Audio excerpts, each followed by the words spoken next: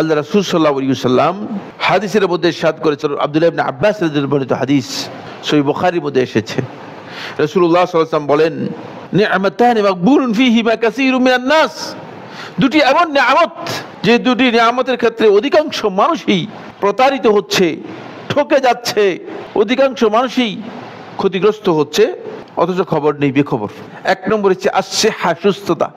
আপনি সুস্থ আছেন, আপনি মনে করতেছেন যে ইচ্ছা করলে আপনি এখান থেকে ওই দেয়াল ভেঙে ফেলবেন, কিন্তু আপনি জানেন না যে এই সুস্থতার আড়ালে যে একটা কঠিন জিনিসও আছে যেটা আপনাকে কাবু করে দিতে পারে।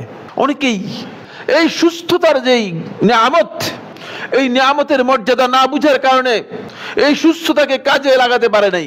যখন অসুস্থ হয়ে পড়েছে, এখন আমাদের কাছে মাসআলা জিজ্ঞেস করে যে আমি তো রোজাও রাখতে পারি নাই, আমি তো সিয়ামও পালন করতে পারি নাই, এখন কি করব? এখন আর কি করবেন? আপনি কাজে লাগাতে পারেন নাই। আপনাকে সুযোগ দেওয়া হয়েছিল, মূল্যবান সুযোগ দেওয়া হয়েছিল, সেই মূল্যবান সুযোগটুকু আপনি কাজে লাগাতে পারেন নাই, ক্ষতিগ্রস্ত হয়েছেন। এরপর দ্বিতীয় নম্বরে যে নিয়ামত, সেটা হচ্ছে ওয়াল ফারাগ, অবসর সময়। অবসর সময় আপনার জন্য খুবই গুরুত্বপূর্ণ।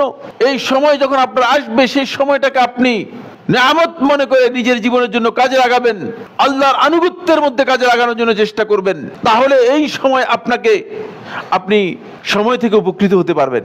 অন্যথায় এই অবসর সময়টুকু আপনার বেকার চলে যাবে, বেহুদা চলে যাবে। এটা হচ্ছে আপনার মূলধন নষ্ট করার মতো, আপনার মূলধন ক্ষতিগ্রস্ত হয়ে যাবে।